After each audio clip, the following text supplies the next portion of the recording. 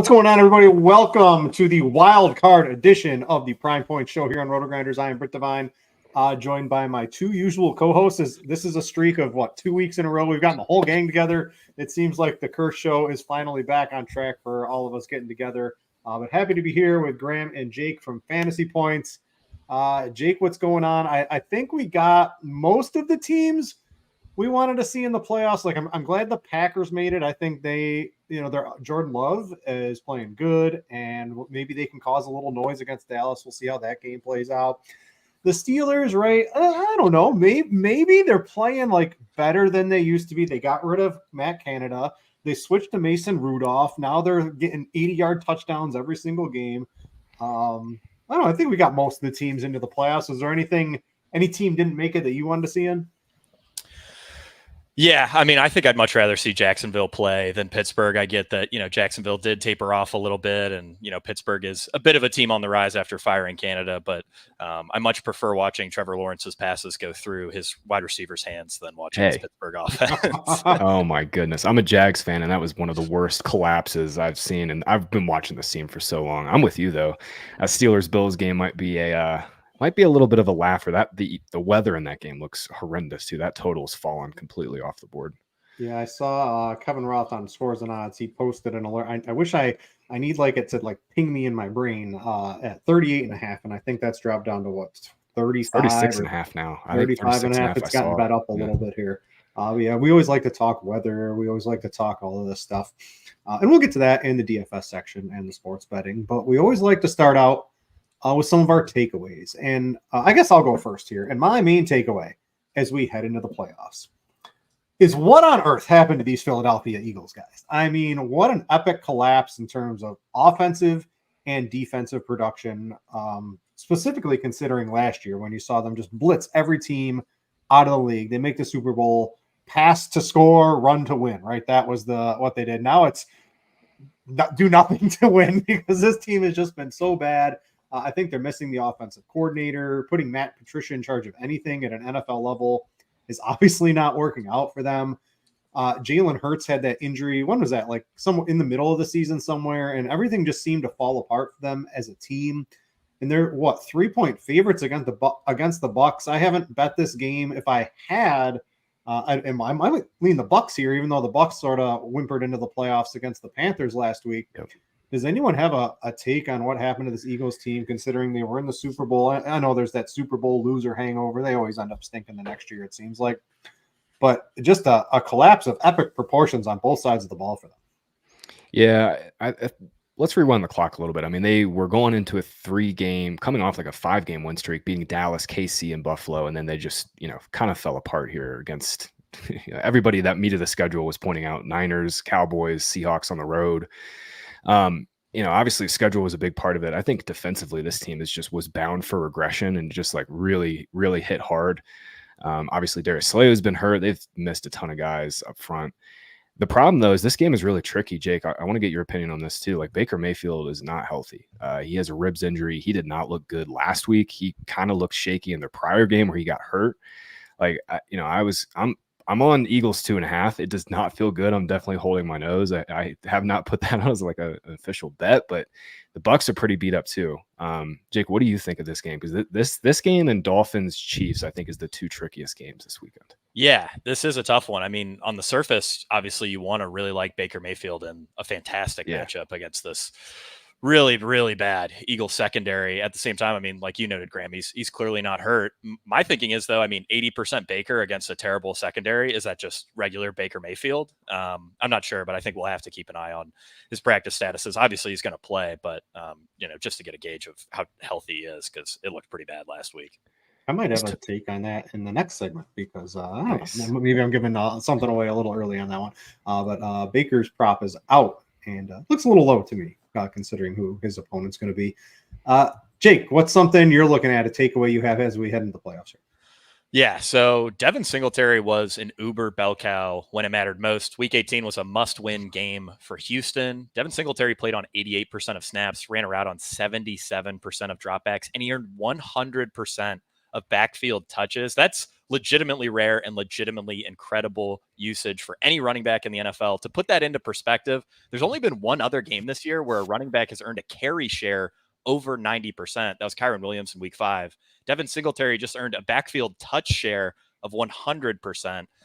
He's going to dominate usage in the playoffs. Only 5,700 on DraftKings this week. Screaming value on the 6. Yeah. And even against Cleveland, I think you got to give him a strong. There's another running back. It's a little cheaper. I'm going to be on his prop a little bit later, but I think you can get away with some cheap running backs. You got Kyren Williams, who is certainly priced down compared to what I would expect a player of his usage. I don't know if they're adjusting too much for the matchup, but we'll see how that goes. Graham, what kind of takeaways you got here?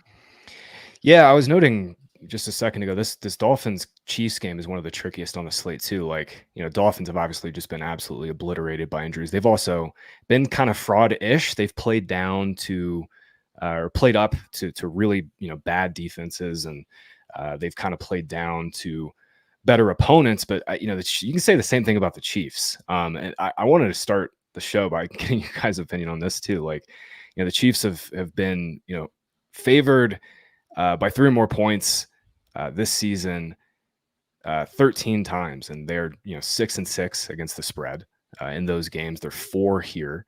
Mahomes is tilting on the sidelines, throwing tantrums after games. What do you guys think of this Chiefs Dolphins game? I think in general, like I want to back Chiefs here and just back Mahomes as the better quarterback, but I also can't get over the fact that Chiefs really have really underwhelmed for the entirety of the back half of the season here, and they just have not been able to generate explosives. What do you think of Chiefs Dolphins? Let me talk myself into a Chiefs bet here, because this is the warm weather team going into checks notes 0 degree or polar vortex, baby, or below wind chill with some possible snow. It looks pretty ugly. Kansas City, now there's global warming, so no one really gets to play in these temperatures anymore. But if there's a team more ready for that, it's going to be Kansas City. And I don't know, man, a playoff hardened Patrick Mahomes putting everything on the line. How many of those they just missed getting a sack? 12-yard scampers is he going to have in this game? 4 or 5 of them probably. You know he's going to put this team on his back, and I just think it's Miami should have lost to the Bills probably by 17-21. There was a lot of extra turnover luck in that game. They can't stop anybody, I don't think, here. Even a depleted Chiefs offense, with all of the injuries they have on defense, going on the road into the cold against Patrick Mahomes. I haven't bet it yet, but it looks like I'm going to be betting the Chiefs here, Graham. Jake, what do you think? Yeah, I mean, Miami, like you noted, super beat up. They really don't have any edge defenders left. I mean, they might have to kick Christian Wilkins to the outside. Yeah. That's how beat up their defensive line is right now. And, I get that Kansas City obviously has fallen way short of expectations, but I do think there is something to, this warm weather team that's fallen short against pretty much every good opponent they've played, in 0 degree weather. I lean Kansas City for sure there. Although, I really don't see Kansas City making a super deep playoff run either. It is a tough game to figure out. This game, what's the total? It's looking 44. 44? Yeah. I know. And it's just the weather. It's the weather concerns. I mean, there's going to be a polar vortex blowing through. 44 seems high for a polar vortex. Yeah. I know. Right? Yeah, this game, man, I think if we didn't have any weather concerns, it'd probably be in the high 40s, probably 47.5, 48. That's where my numbers would have it. But I think 44 is pretty fair for the weather concerns on a Tuesday. It'll probably come down if it does look really, really crappy on Thursday, Friday night. But there's a couple of takeaways. We mentioned the weather. So the weather, real quick for some of you guys, it's Tuesday. But if this is the first show, whatever, we do like to get some of that information out to you guys. The Pittsburgh at Buffalo game. If you want to do any screen share here, this would be great here. I got the weather page up from Kevin Roth.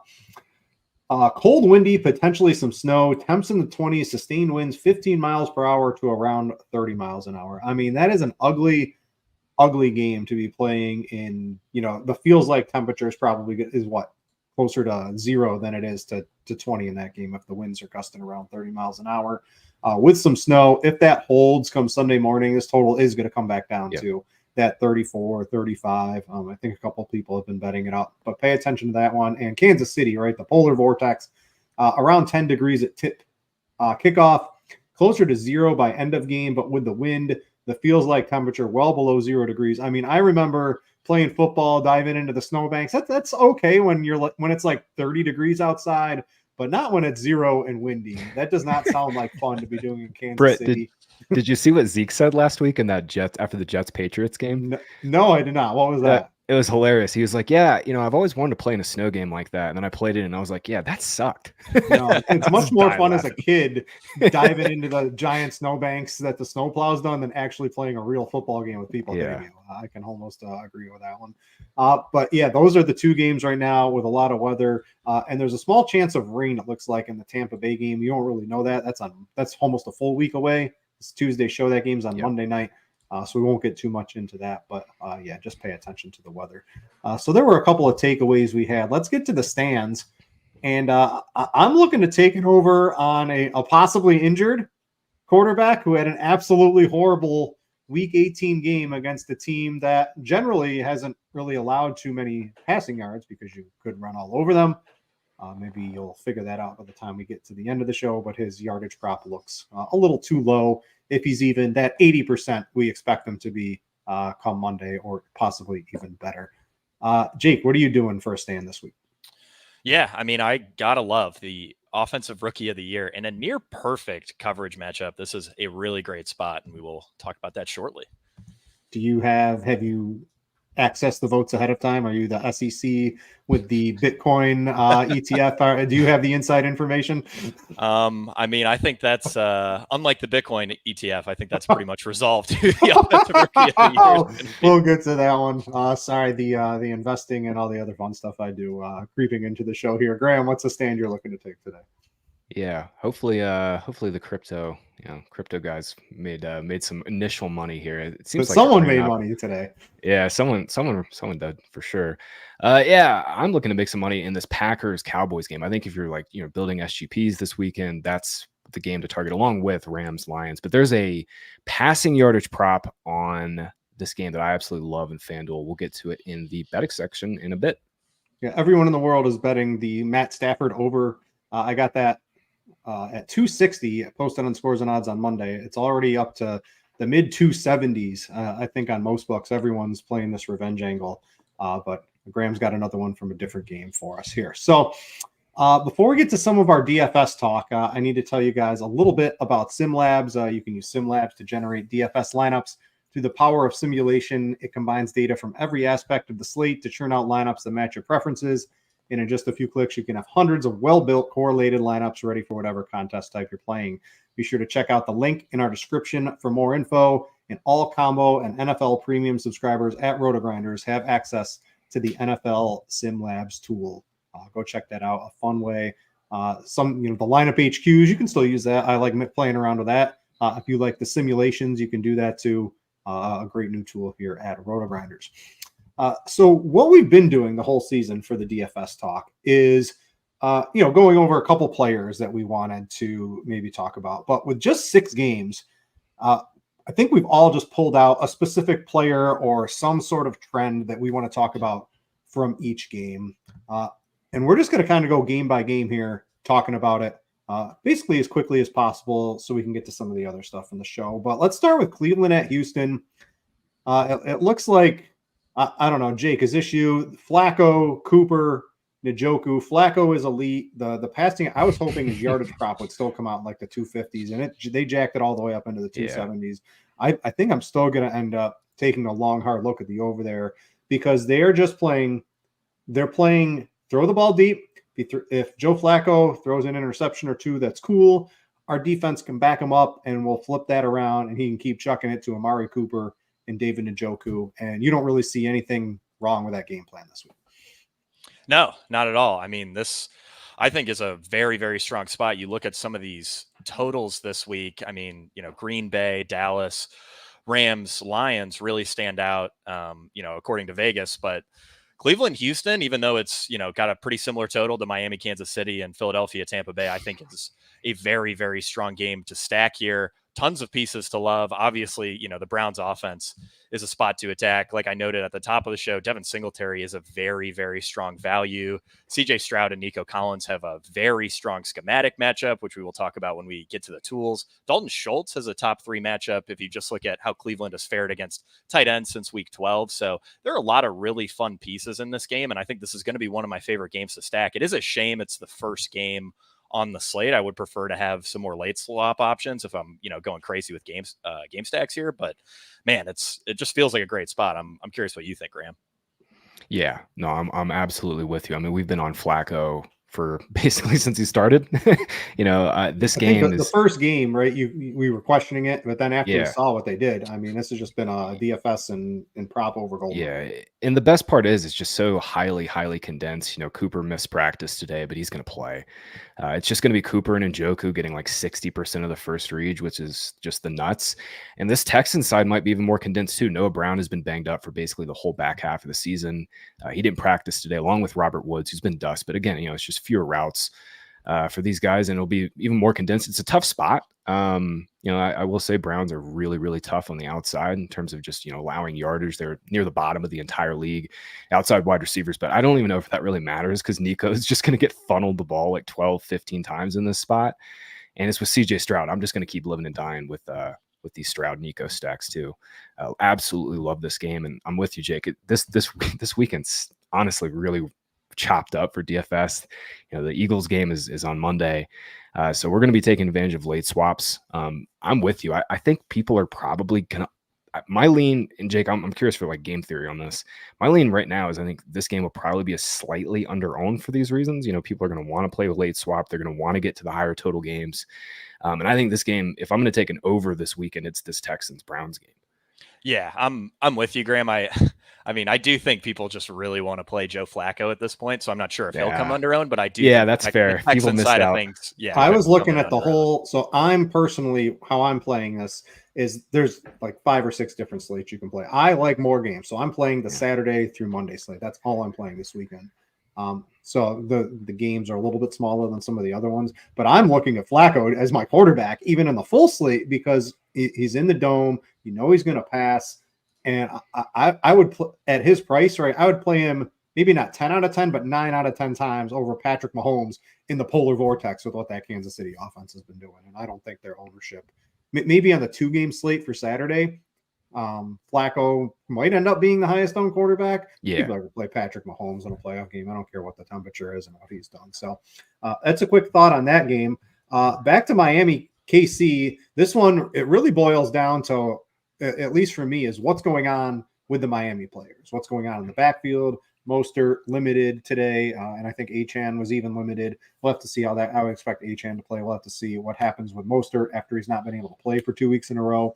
But the what is it? 7.6 yards per carry for Achane this season, just absolutely absurd. If somehow Mostert doesn't play, we're going to have to take a really long look at him and in all formats, almost a lock button, if he's going to be getting all the work against this KC offense. And then on the flip side, for the receiving game, we got to see if Jalen Waddle's able to play. Had the high ankle sprain, missed last week. See if he's able to suit up for this one. If not, is Tyreek Hill, who's probably still not 100%, is he going to get funneled the ball? Is he going to be effective? I think, if anything, that's just making me think a little bit more about this KC bet. Might have to put that in after the show, but Graham, what's your takes on this Miami KC game? Yeah, I think Mostert and Waddle are going to play. Today, Mike McDaniel was saying that, he's optimistic for both. And I think McDaniel's been pretty good in terms of injury news this season. And I kind of trust him on that. And, obviously, last week we kind of saw this offense, without Waddle, and maybe even the week prior, it's Tyreek's incredible. They do so many things to get him open and get him the ball in space. But, Waddle is just massive. Chiefs play the most too high safety coverage in the league, like 75% of pass dropbacks. They're going to do that again this week. They're not going to let Tyreek beat them deep. Obviously, they know Tyreek insanely well. We get so many cool revenge angles in this weekend. We get a potential next one next week. If the Browns do win, Flacco against the Ravens would be interesting. But yeah, this game, man, I'm struggling with it, with the weather. and everything right now. Obviously, I don't want to freak out about weather on Tuesday night, but it does look dicey. I will say if they get Waddle back, I'm going to be taking Waddle overs, especially with the Chiefs playing too high so much. Waddle's done some solid damage against too high this season, and Tyreek's been the guy against one high. Anytime Tua gets one high safety looks, he's going to be looking to get Tyreek in single coverage on the outside. So, obviously this game's up in the air with the Dolphins side. I think the Chiefs side, though, is pretty simple. Like if you're playing Mahomes, I would prefer to stack him with Rashee Rice over Kelce at this point. I think Rashee Rice has just a significantly higher ceiling. Obviously, tougher outside matchup with Ramsey out there, but Kelce just hasn't had the humongous ceiling this season. Obviously, he'll be probably as healthy as he's been. The Dolphins have not been great against tight ends this season, but Rice at this point, I think, just projects significantly better. Jake, the Chiefs are weirdly condensed at this point. It's kind of nice. We were struggling to stack Mahomes early in the season, but I will say this definitely feels like maybe the best spot to stack Mahomes just because it is condensed and playoff game. We know Mahomes is just going to throw to his best players. Yeah, I'm with you. I don't think I'm going to get to Mahomes a ton on this slate, but I definitely agree with your Rashee Rice take. And I do wonder about Travis Kelce at 6,100. That is a pretty tempting price. I get that he hasn't shown the ceiling, but it's a playoff game, so Taylor Swift will probably be there. The Swifties that's are a mad. 20% boost. They got to pony up and buy that the Peacock service for a week or two. God, is this the Peacock game? Yeah, I'll have to go back to my stream here. All right, let's get to the Pittsburgh Buffalo game again. Some weather in this one. Yeah. What do we like here? So I've noticed Najee Harris over the past couple of weeks. I mean, his usage has gone through the roof. Now they've been winning, so I think that's a part of it as well. But I think he's pretty interesting as a reasonably low own and low price running back in an attempt to get some of these other high price players in your lineups this week. Jake, do you have any take on that? Do you have another running back you might want to look at in this game? Yeah, I do like Najee, especially paired with the Pittsburgh defense. I think that's, probably the easiest way to see Najee getting there. That said, the spread here is Buffalo -10. Jaylen Warren sees a 16% increase in total backfield usage when Pittsburgh is trailing by 7+. You see, 55-45 split, generally speaking, in neutral game script in favor of Najee Harris.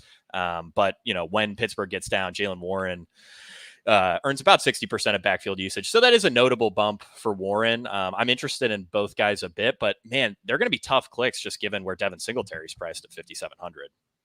Yeah, Graham, what do you like in this game? If the weather, let's say it holds true, and we turn on the game Sunday morning and it's 20 degrees, the wind's whipping, maybe there's a little bit of snow, maybe there's not. What do you think we can do? I mean, is Mason Rudolph going to keep getting these 70-yard touchdown passes every week? I think at some point that luck has to run out, and their offense wasn't really moving until that happened in the Baltimore game. To me, this is like this is a Josh Allen puts the team on his back game, rushing, passing. I'm on a couple of his props. I'll talk about those in a little bit here, but a Josh Allen takeover game, is that possible?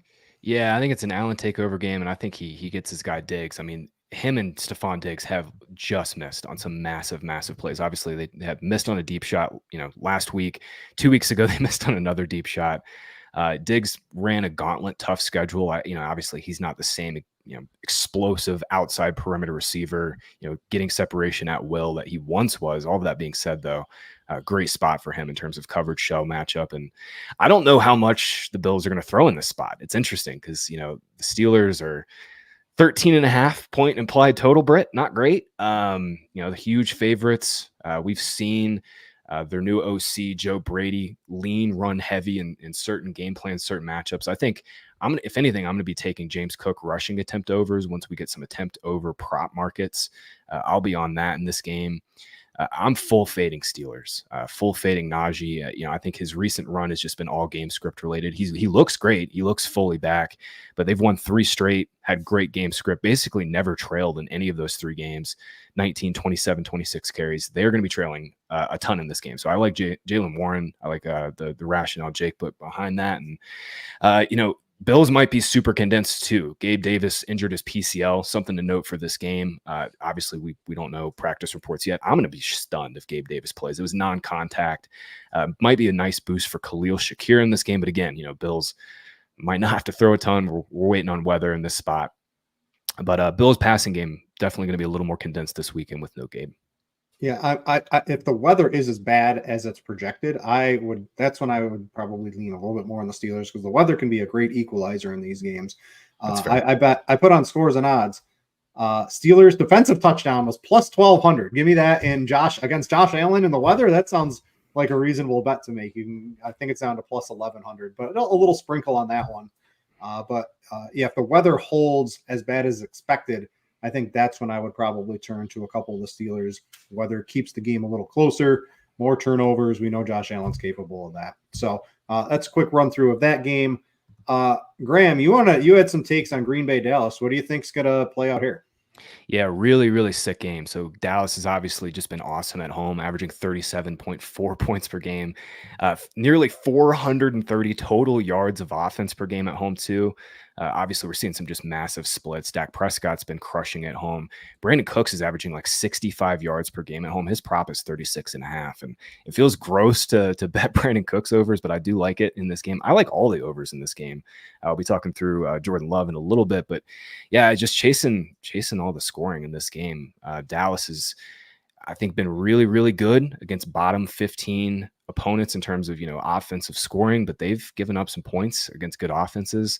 Jordan Love is running hot. He's going to have his receivers back this weekend. Aaron Jones looks fantastic. Their run game is better than ever.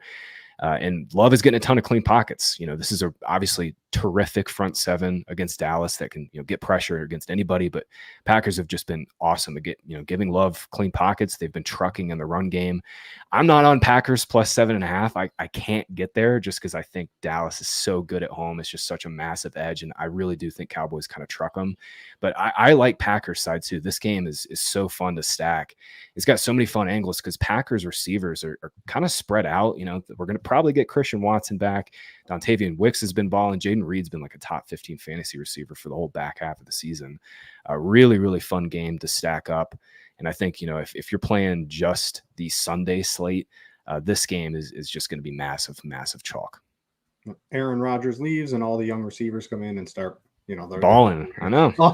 They're all balling while Aaron Rodgers is stuck causing drama on TV because that's all he has left to do until next year. Jake, any quick thoughts on the Green Bay Dallas game before we get to I think what most people have is the game of the week? Yeah, this is a fantastic schematic matchup for Dak Prescott, and also worth noting, 5 different quarterbacks have had their best PFF passing grade of the season against Green Bay. Very easy to see a massive passing performance for Dak here. All right, let's get to the Rams in Detroit. We've got Stafford revenge, Goff revenge. You had the hot Rams team with Matthew Stafford playing at an MVP level to close out the season with all of his healthy weapons.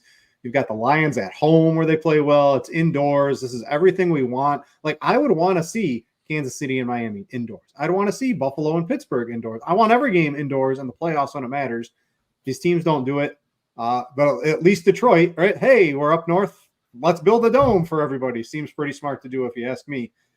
Jake, what are we doing in this game? Stafford, which receiver has the better matchup for DFS, for sports betting? What do you think of Stafford's prop lines getting up into the mid 270s now? Can he still hit the over there? There's just so much to like in this game.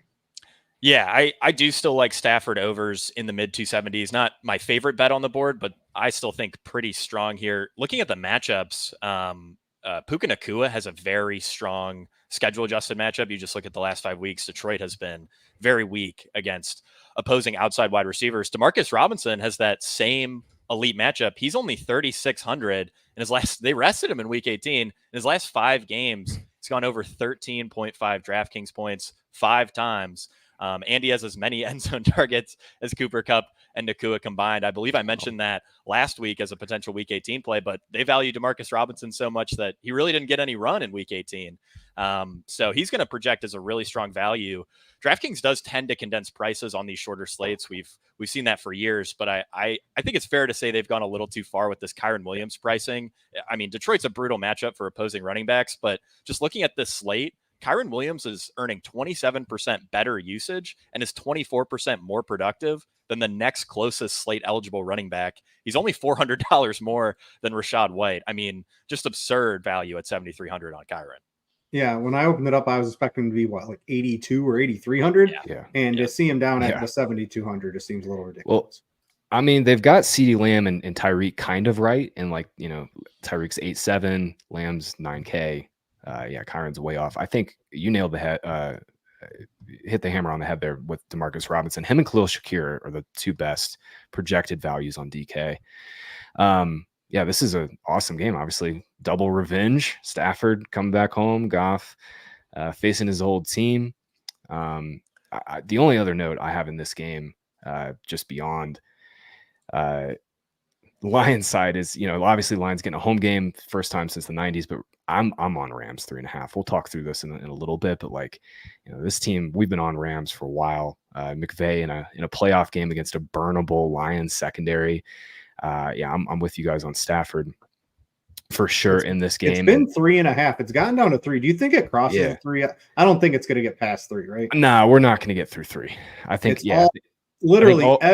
everybody in the world has betting the Rams in this one. Yeah, I think all the Lions fans though are going to be taking the 3. I'll be stunned if we see 2.5. I really will. Maybe we will be.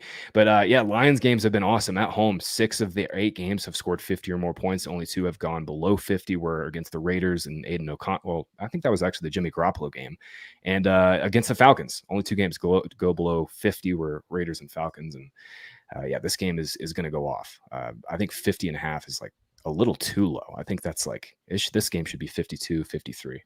All right. Maybe that's another. You can definitely talk me into an over against that Lions pass defense with Matt Stafford for sure on that one. All right. Let's get to the final game of the week on Monday night. This game should be on Saturday, right? They should have shifted Saturday, had 3 games. They should have had 3 on Sunday, but they still wanted to do Monday Night Football. What are we looking at here? So let's say Baker comes out by the end. Oh, he's hurt and he's still going to play, and maybe it's a little worse. I don't know. How do you want to play this? I think you want to see the news that comes on that. Jake, do you have anything? Which receiver? Because if this is against the Eagles defense, who is letting Tyrod Taylor just walk all over them, doing whatever he wants to Darius Slayton and Darren Waller, or you got Mike Evans and Chris Godwin and Wade out of the backfield. Is there a specific receiver that looks a little bit better? Is there anyone that you might want to target a little more heavily from the Buccaneers side? And that you can flip that around. The Buccaneers also have a horrific pass defense. What's it looking like if Philadelphia can ever turn it around? This seems like a game they might be able to. Yeah, I think the Philadelphia side is a lot harder to figure out. On the Tampa Bay side, Mike Evans does have a slightly better matchup overall. Granted, volume's really evened out between him and Chris Godwin in recent weeks. And I think if you think that this Baker Mayfield injury is going to hamper his play, I mean, that could lead to a lower average depth of target. So that could make me like Chris Godwin a little bit more. But yeah, really got to pay attention to the Baker Mayfield news there. Philadelphia has been fairly weak against opposing running backs since week 12, 4th softest schedule adjusted matchup. So that's another angle. If you think Baker's hurting, is you could kind of go with a mini stack of Rachaad White plus Chris Godwin. If you still think Tampa Bay shows up, because we were normally avoiding running backs against the Philadelphia Eagles defense all season. But as of late, Philly has been a weaker run defense. And I think that, could open things up for Rachaad White, who will probably go in, rather under-owned on this slate, given Kyren Williams is $400 more and will project for 4 or 5 more points probably. Yeah, White, we played him all season when he was cheap, and then he finally duds out for 2 games in a row when he's priced where we thought he should have been appropriately. So interesting take on that one. Graham, do you have any final thoughts on this Tampa Bay Philly game?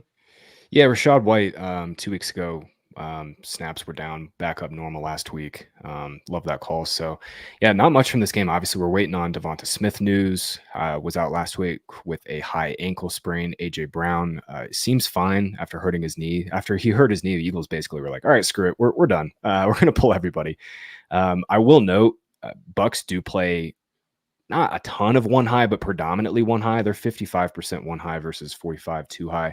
That does lend itself to A.J. Brown. He's been one of the best receivers in the NFL against one high coverages, but kind of gets slowed down a little against two high.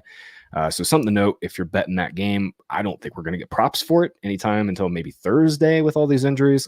But, early look, taking a look at this game Monday night. Should have been on Saturday. You're right. But hey, we'll take 3 days of football, right? Yeah, well, I'll take 7 days of football, but there you go. Actually, I don't. If they gave me the all days, I want all teams to play every day for football. The season's too short. Yeah, I know it's a very physical game, and they can only play once a week. But yeah, I just wish we had more football somehow. But alas, this is what it is. All right, so that was a quick rundown, game by game, highlighting a couple players, coverages, et cetera, for you to think about as the week progresses. We'll get to some of our sportsbook picks in just a second, but I got to tell you about our props and pick'em package here at RotoGrinders. You can check out the brand new props and pick'em package. The experts at RotoGrinders projections team take our premium stats and comb through the market for any inefficiencies. Using our model, you can easily see which lines are off, where to find them, and how likely the prop will hit based on our tool. You can check out the link in our description for more info. And also, if you ever wanted spreads and all that other fun stuff, there's scores and odds for all of that, where I was the top NFL capper on scores and odds, and also on this show, guys.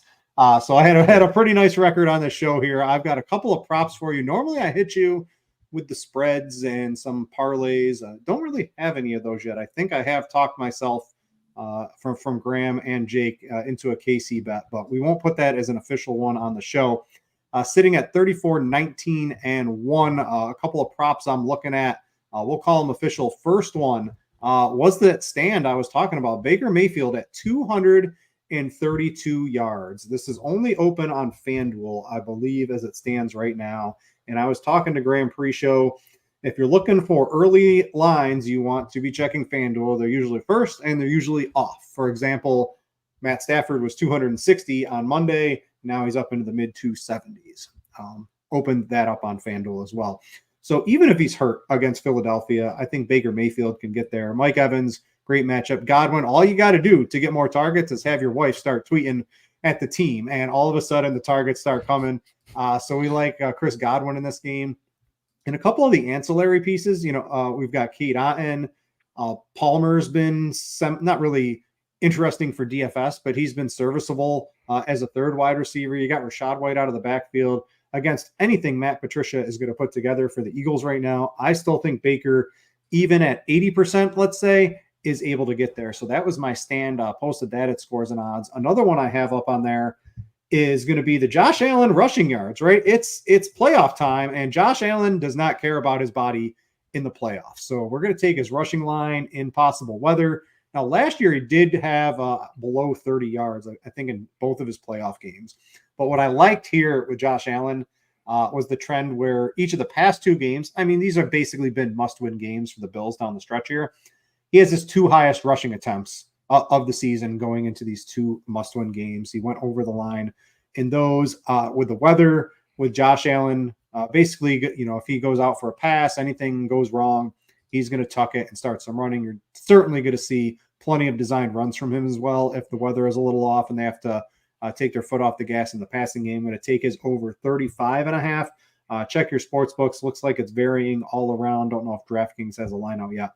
But those are two quick ones I'm on. I've got a third we'll come back to in just a second. But let's let these other guys talk. And Graham, what are you seeing in this Matthew Stafford Rams game? I know you're on the +3.5. It's coming down to 3. Anything else you want to talk about in that game?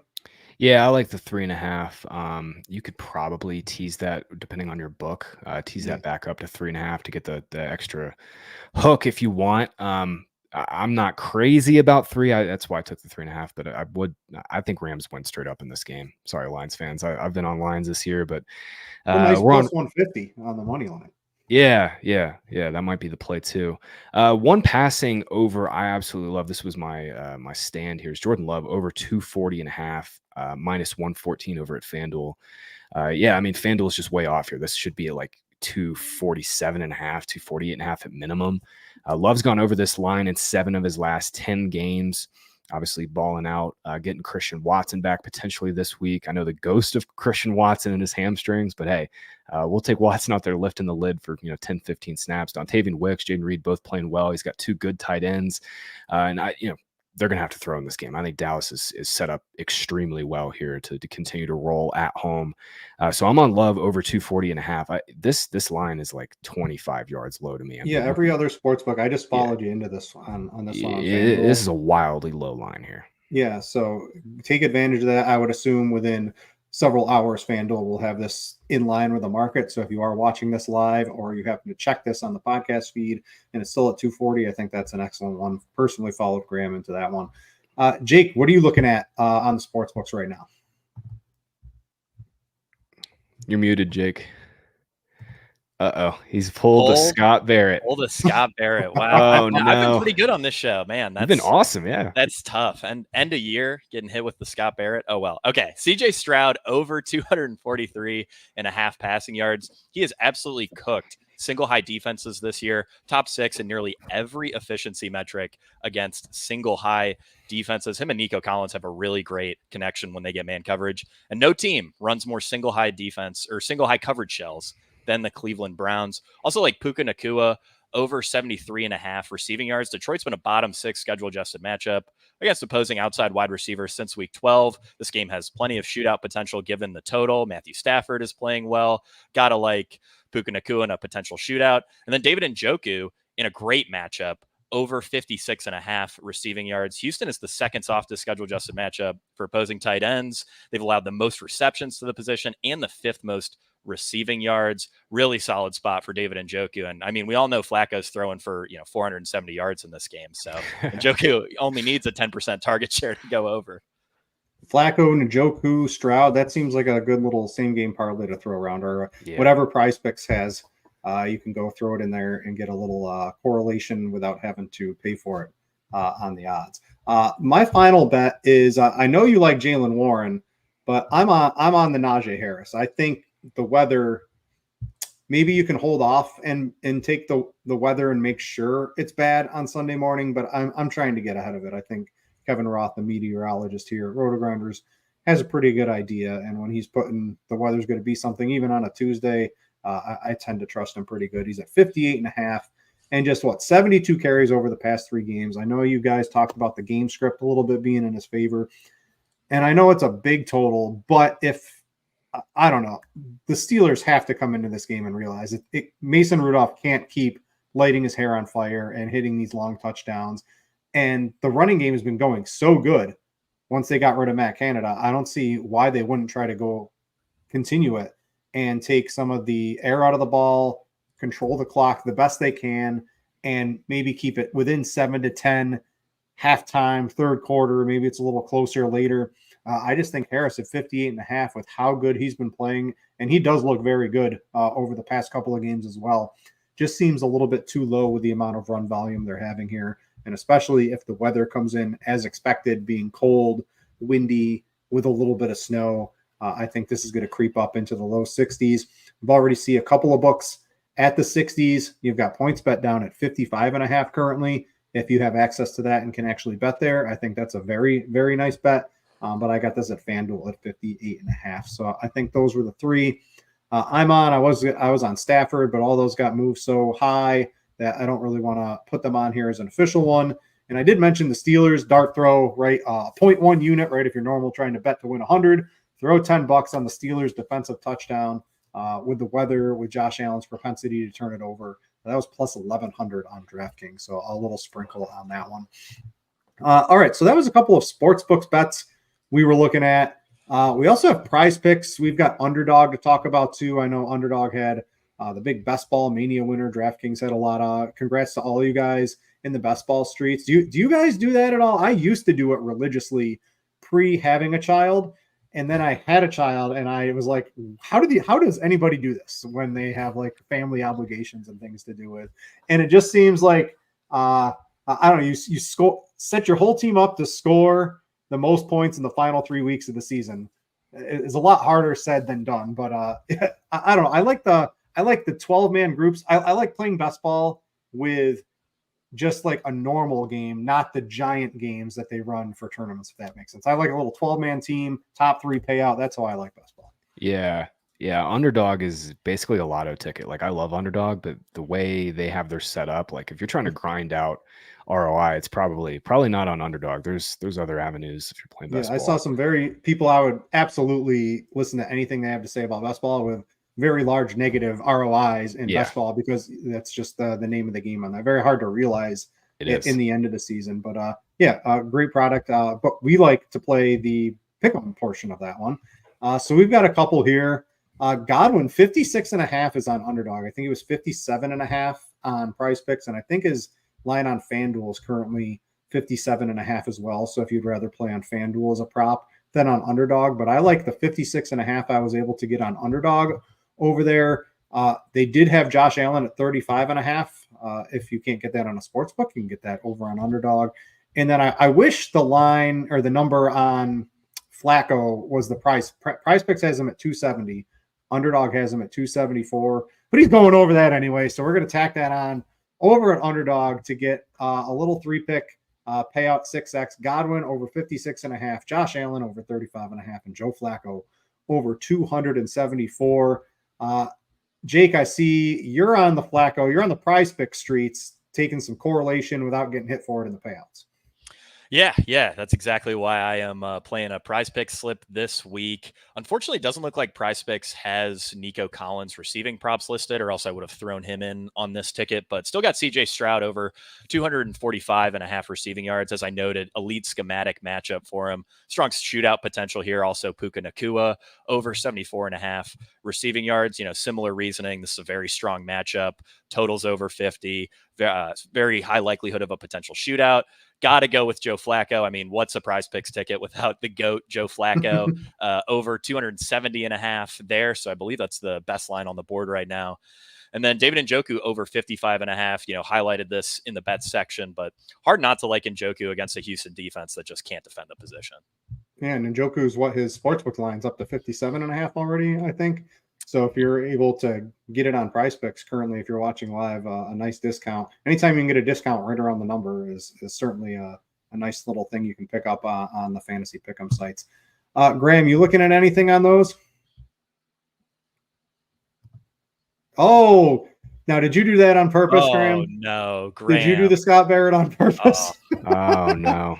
If only Scott was watching right now on YouTube, that would be great. Look at this. I'm gonna have to tell him just to go back and rewatch. Nah, I'm out here in Colorado, so I can't see anything. I'm looking at the scores and odds though. Is this Mason Rudolph 202.5 number real? Is that real on Prize Picks? I'd be hammering the under. No, it doesn't update as much. I think it's down to. They might have even taken it off the board, but it was in the 170s the last I saw. It's off the board now. Okay. Yeah. Okay. I was about to say, I mean, that would have been like under hammer, but I'm limited out here. So I'm only, I can't even log in. Like Underdog doesn't even allow me to see the markets. It's wild, but it is what it is, man. All right. So there's a couple DFS takes, some sports betting picks, some fantasy pick 'em. We like to do a little bit of everything on the show. Great to have all the coverage matchups that these guys from fantasypoints.com give you access to with their data tool, and they somehow know all of this off the top of their head. I don't know how you guys do this. You're probably just in the sheets 24/7 or in the data tool. Do you use the data tool or your own spreadsheets? How do you guys manage to know all this stuff on a Tuesday evening? Definitely data suite. Yeah. Mostly data. Yeah. Jake, I don't know about you, but it's cut down. Data suite's cut down my spreadsheets by like 95%. Yeah, I'm not using a ton of spreadsheets. Well, and it's way easier. The spreadsheets that I do pull are way easier because you can export CSVs exactly as is shown in the data tool, which is super nice. I know a lot of other competitors out there, you hit export and it's just the default, which doesn't help anybody. So yeah, it's Jake, really I passed over. We've got a minute or two here. The data tool portion of the show. I know there were a couple of coverage matchups you wanted to talk about here. I have it pulled up. Let's get this in for the people.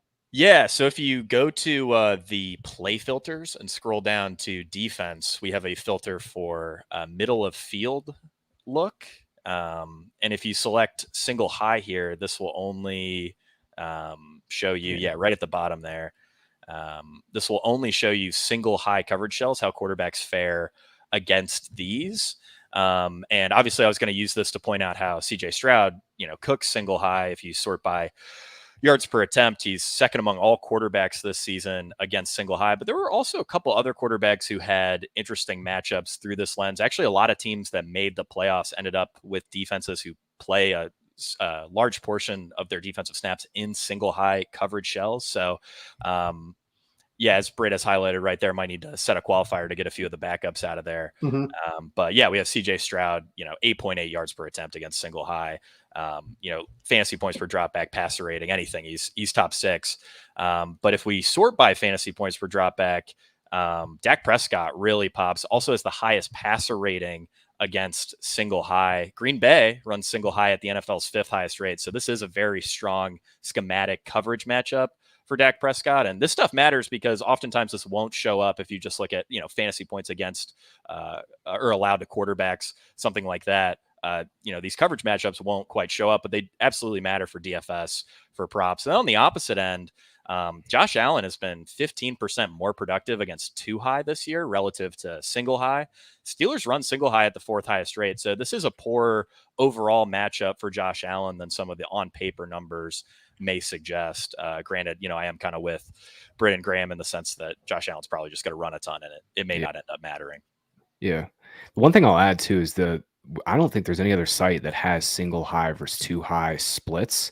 And it's extremely important because defensive coordinators are trying to mask their coverages, right? They're trying to confuse the quarterback. And, the best way a quarterback pre-snap can determine coverage is by looking at the safeties, right? If you get 1 high look, it's going to be cover 1, cover 3, cover 1 man, cover 3 zone. Or if you get a 2 high, you're probably going to see cover 2, cover 4, cover 6, cover 8.